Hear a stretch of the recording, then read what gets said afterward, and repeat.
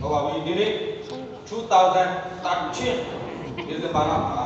ကျွန်တော်တို့တကဘာလုံးကနေ TVCY Miss Universe ကိုမှာဖြစ်ပါတယ်အဲကြောင့်ကျွန်တော်တို့တကဘာလုံးရဲ့ TVCY Miss Universe ကိုဖိတ်ခေါ်ရမှာဖြစ်တဲ့အတွက်ကျွန်တော်တို့တာဝန်လေးတစ်ချက်လောက်လုပ်ပေးပါဦးဟုတ်ပြီပထမဆုံးတက်လာမယ် Miss Universe ကတော့စိတ်ကြီးဆိုင်နဲ့လာတယ်ဒီလိုကတော့ဘာလဲဒီပါလား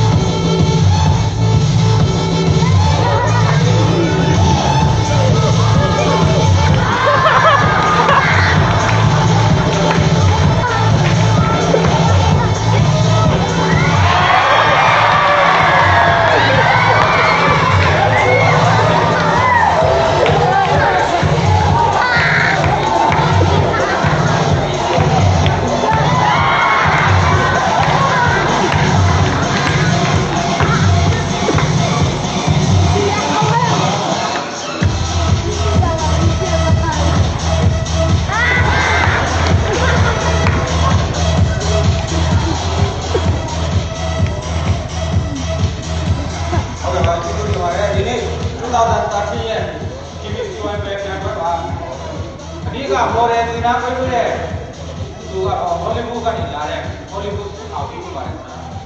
ဒီလိုချင်းကျွန်တော်တို့ရဲ့ဒီမိကပညာရှင်ကတော့ကျွန်တော်တို့လူငယ် president